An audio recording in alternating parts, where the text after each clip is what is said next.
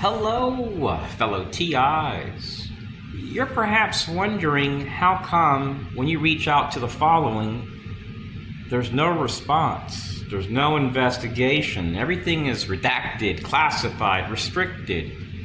And then you reach out to inspector generals, you reach out to people in positions of trust thinking this is going to be resolved.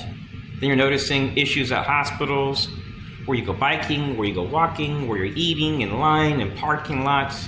You're noticing bizarre amounts of people making over six figures, coming your way, living in houses over $1.2 million, harassing you in the community, utilizing government leased vehicles, outsourcing to LGBT, transgender, teachers with highly suspicious backgrounds that make me wonder if our CIA works in some universities, kind of like the case involving, what's his name, Charles Kirk. So there were CIA assets that were there, and suddenly, after his assassination, they all left. It's really weird, right? All of a sudden, once he dies, all these CIA assets are gone. And then I've documented Jewish people. I have videos, and you actually see the long nose, the little round hat. You see them in vehicles harassing me, confronting me in stores. Stingray alerts, then alerts from people that work in law firms that are Jewish.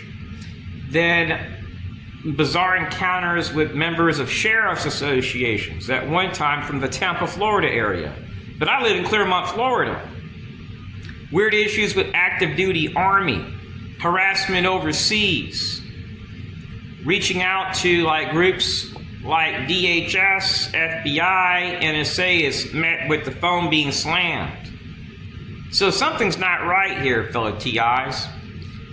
From what I've gathered on video, from what these people do in our schools, in our supermarkets, and in our residential areas, the source of all terrorism within the United States, I believe, lies with national security threats.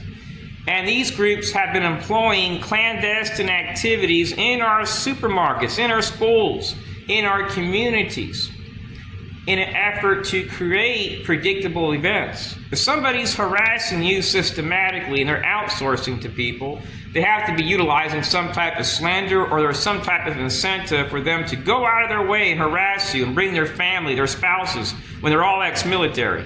There has to be an incentive for people to harass you while eating. And what's the intention of it?